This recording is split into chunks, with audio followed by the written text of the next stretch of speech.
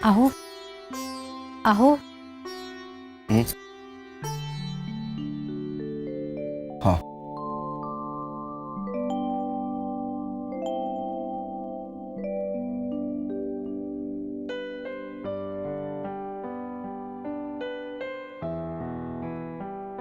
आपल्या नशिबात काय आहे हे प्रत्यक्ष पदरात पडल्याशिवाय कळतच नाही ना। आता हेच बघा ना, तुम्हाला पोटदुखीचा आजार जडला, कितीही उपचार करून तो आजार बराच होत नव्हता। वाटलं होतं आता सगळं संपलंच, पण नाही। आपल्याला गजानन महाराजांचं दर्शन घडायचं होतं, ते दर्शन झालं आणि तुमचा आजारही बरा झाला। खरंय, तुला सांगतो सरस्वती, या आजारातून मी उठेन असं मला खरंच वाटलं नव्हतं। बुवाबाजी महाराज या गोष्टींवर माझा कधीही विश्वास नव्हता, पण गजानन महाराजांनी मात्र चमत्काराशिवाय नमस्कार नाही ही गोष्ट सिद्ध करून दाखवली। हे खरे योगी पुरुष संत, कसला हव्यास नाही की लोभ नाही, कुणी आपल्याला देव मानावं असा सोसही नाही। देवाने आपल्याला लोकांचं भलं करायला पाठवलेलं आहे, आपण जे करतोय ते देवाचंच काम आहे असं मानायला मनाचा केवढा मोठेपणा लागतो। तो संत गजानन महाराजांसारख्या संत पुरुषाकडेच असू शकतो। खरंय, गजानन महाराजांमुळेच आपल्यावरचं हे फार मोठं अरिष्ट टळलं। सरस्वती, त्यांनी आपल्यासाठी एवढं काही केलं,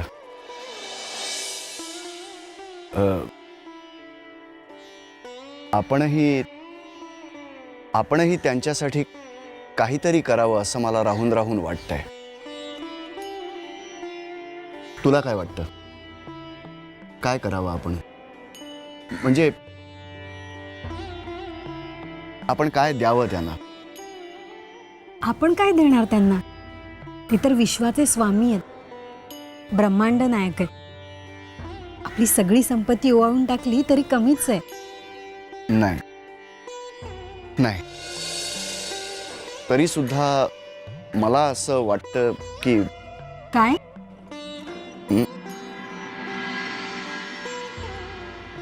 मला असं वाटतं की आपण त्यांना आपल्या घरी बोलवायला हवं आणि त्यांचा यथोचित सन्मान करायला हवा।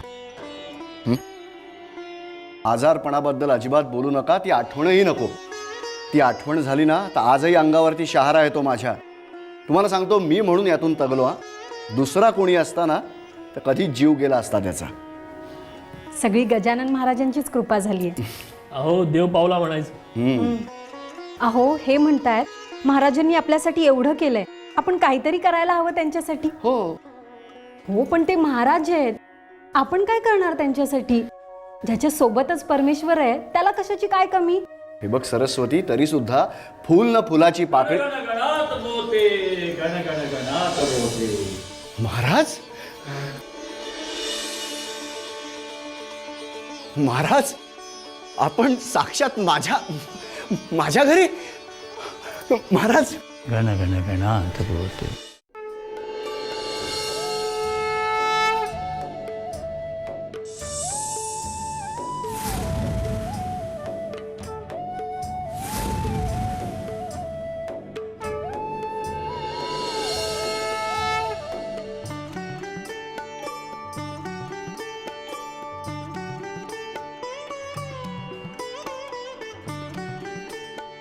गण गण गणात बोते, गण गण गणात बोते, गण गण गणात बोते।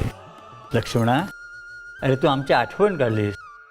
आम्हाला भेटायला शेगावला यायला निघाला होतास, पण तुला त्रास नको म्हणून आम्ही चालू इथे।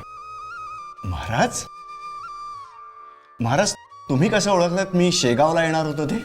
अहो लक्ष्मणराव, महाराज त्रिकाल ज्ञानी आहेत, ते इथं बसून तिथं काय चाललंय ते बघू शकतात। लक्ष्मणा, तुझी पोटदुखी पूर्णपणे बरी झाली ना? हो महाराज, अगदी पूर्णपणे थांबली. आपलीच कृपा महाराज. आणि आज तर तुम्ही माझ्या घरी आला आहात. तुमच्या या चरण स्पर्शाने माझं घर पवित्र झालंय महाराज. लक्ष्मणा, तुला मला काहीतरी द्यायची इच्छा होती ना? महाराज, आपण खरोखरच त्रिकाल ज्ञानी आहात. काय देणार आहेस? दे बघू. महाराज, अहो मी काय देणार? माझं सर्वस्व जरी मी तुम्हाला अर्पण केलं तरी ते कमीच आहे महाराज. असं म्हणतोस? मग दे. महाराज, लक्ष्मणराव, असं बिचकायला काय झालं? बिचकायला नाही, बिचकलो कुठे मी? मी आलो हा महाराज.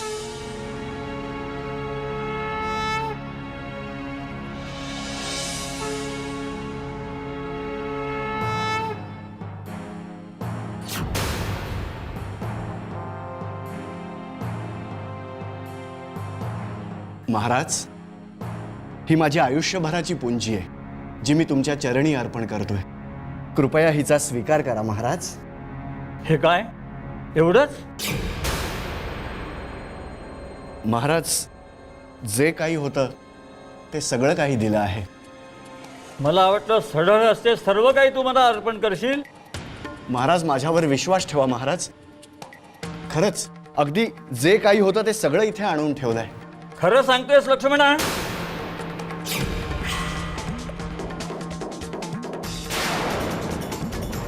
महाराजांना सगळं धन देऊन टाकायचं?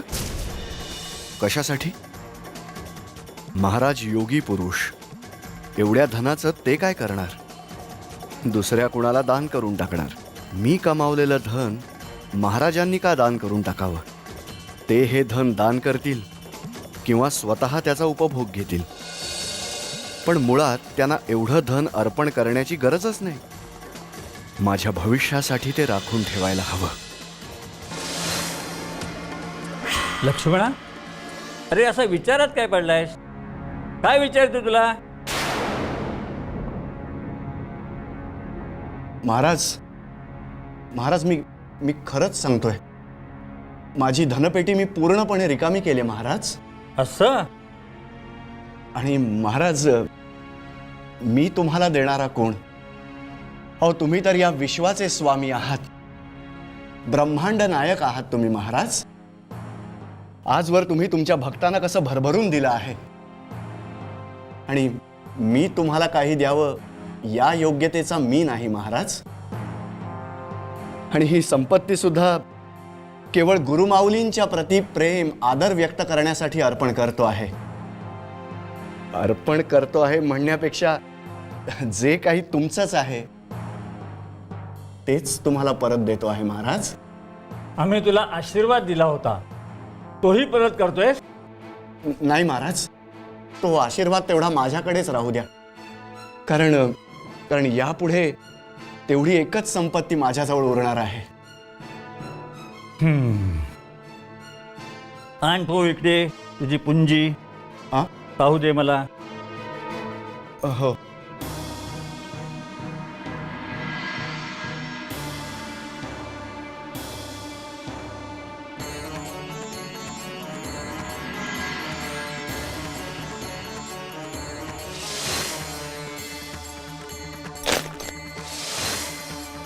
अरे ही तर अगदी हलकी आहे.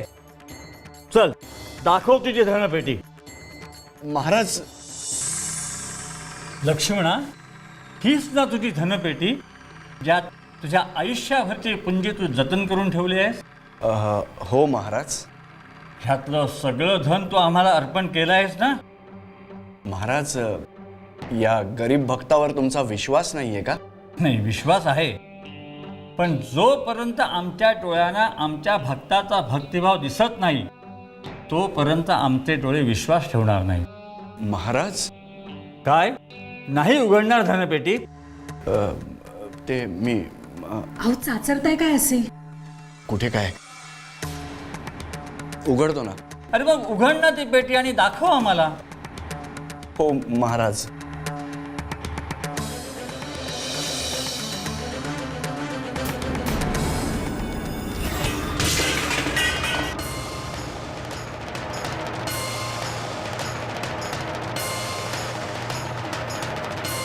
सांग, हे धन तुझं नव्हे? महाराज, एखाद्याला पसवून धन मिळवलं म्हणून ते धन तू आम्हाला अर्पण केलं नाहीस. स्वतःच्या कष्टाने कमावलेलं धन तेवढंच आम्हाला अर्पण केलंस. सांग, शिल्लक असलेलं धन तुझं नाही? नाही महाराज, हे धन माझ्याच कष्टाचं फळ आहे. मग खोटं का बोललास? का सांगितलंस माझं सर्वस्व तुमच्या चरणी अर्पण करायला तयार आहे म्हणून? महाराज, ते मी तुझ्या देखतच लक्ष्मी मातेनं तुझं पितळ उघडं पाडलंय. लक्ष्मणा, हा दांभिकपणा थांबव. तू आम्हाला गुरुमाऊली मानतोस ना? मग दिलेला शब्द खरा करून दाखव आणि देऊन टाक सगळं धन आम्हाला. महाराज, मी ते पाठचा पुरता विचार करू नकोस, नाहीतर लक्ष्मी मातेचा रोष ओढवून घेशील. ठीक आहे महाराज, तुम्हाला हवं तेवढं धन तुम्ही यातून घ्या. माझं काही एक म्हणणं नाही आहे. लक्ष्मण, चुकलास तू. अरे, गुरु भक्ताच्या भक्तीचा भुकेलेला असतो, त्याच्या संपत्तीचा नाही. तुझ्या अंतरीचा भाव आम्ही ओळखला आहे. आजवर लक्ष्मी मातेचा अनुग्रह तू अनुभवला आहेस, पण आता मात्र तिच्या चंचलपणाचा अनुभव घ्यावा लागणार आहे, आणि तो तुझ्या प्रारब्धात लिहिलेला आहे. चल पितांबर, भाव तिथे देव. एक क्षणभर देखील इथे थांबण्याची आमची इच्छा नाही. महाराज, महाराज, अहो काय केलं तुम्ही? महाराजांची खोटे का बोललात तुम्ही? मग काय करायला पाहिजे होतं मी? मी व्यापार करून पैसा कमावतो, तो महाराजांवर उधळण्यासाठी नाही. आज जा, मला शिकवतेय. चल आज जा.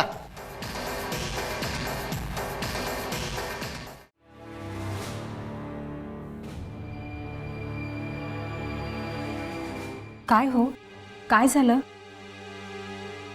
काय नाही, तू तुझं तुझं काम कर जा. चिडताय का? मी चिडलेलो नाहीये. महाराज आपल्या घरी आले, रागारागाने निघून गेले म्हणून थोडासा अस्वस्थ झालोय, एवढंच. एवढा संत महान पुरुष, त्रिकाल ज्ञानी, त्यांच्या दिव्य दृष्टीची प्रचिती त्यांनी इथे आल्या आल्याच दिली होती. त्यात इथे शेगावमध्ये बसून तुमचं शेगावी जाण्याचा मनोदय त्यांनी ओळखला होता. तरी तुम्ही खोटे बोललात म्हणून महाराज रागारागाने निघून गेले. त्यांनी तुमचं पोट दुखणंही बरं केलं. त्या बदल्यात ते तुमच्याकडे काहीही मागत नव्हते, तुमचीच देण्याची इच्छा होती.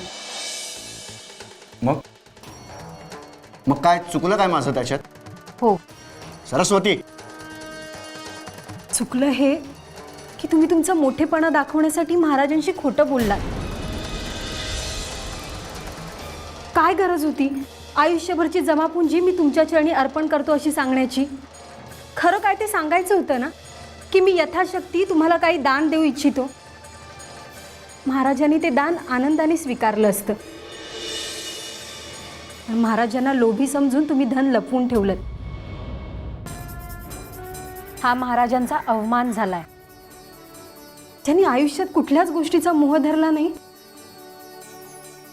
जाऊ द्या, आता अस्वस्थ होऊन काय फायदा आहे? जे झालं ते झालं. दैव देतं आणि कर्म नेतं ना, ते हेच.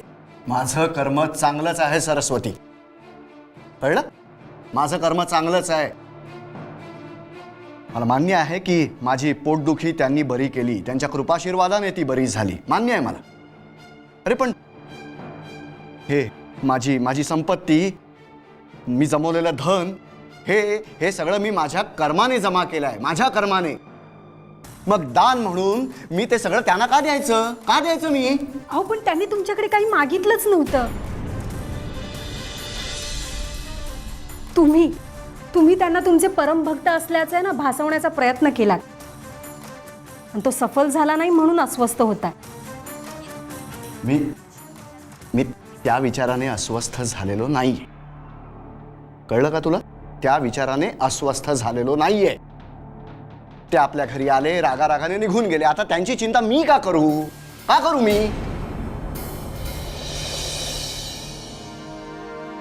मी अस्वस्थ झालोय ते या विचाराने की आगगाडी आली असेल की नाही. आगगाडी? हो, तुला माहितीच नाही का? आगगाडी. कापडाच्या धंद्यात मी पैसा गुंतवलाय, तोच माल आज आगगाडीने इथे उतरणार आहे. आपले कारभारी सदाशिवराव तो माल उतरवून घेण्यासाठी तिकडे गेले. ते अजून का आले नाहीत या विचाराने मी अस्वस्थ आहे. आणि तू अरे कधीपासून वाट पाहतोय सदाशिवराव तुमची. आली काय काय झालं? एक वाईट बातमी आहे. आगगाडीला आग लागली आहे. काय? आपला माल?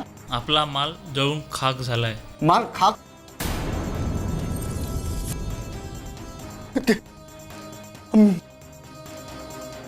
मी मी मी बुडालो सरस्वती.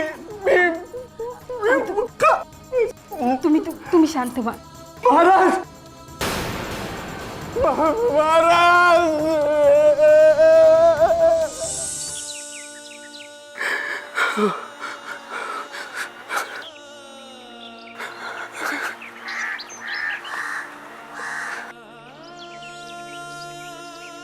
मी कधीच कोणाचं काहीही वाईट केलेलं नाही आजपर्यंत.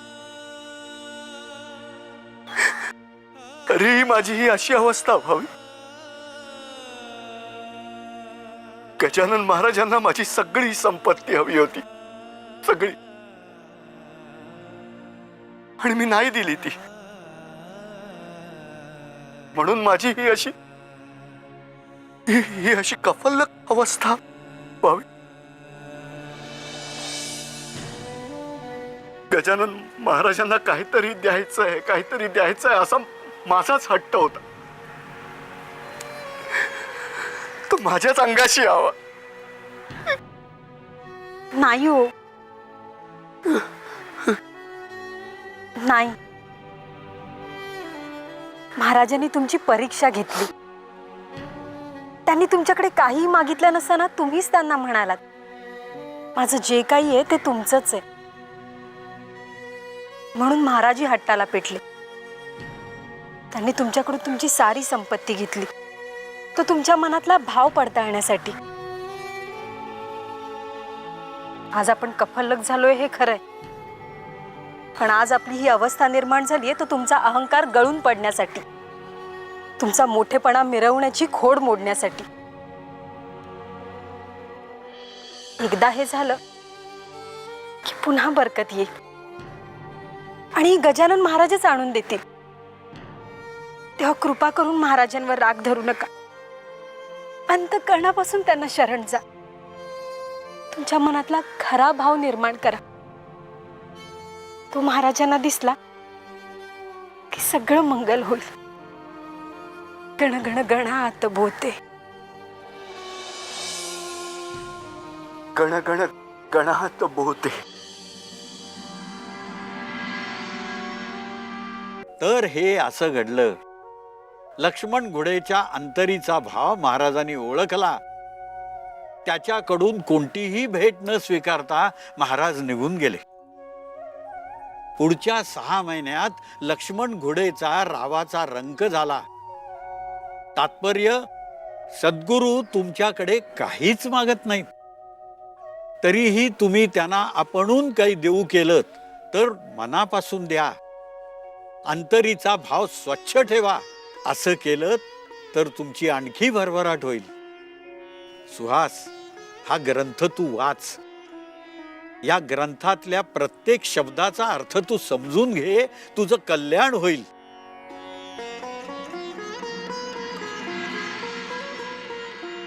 गणगण गणात बोते. देव पैशाचा नाही, अंतःकरणातील शुद्ध भावाचा भुकेला असतो.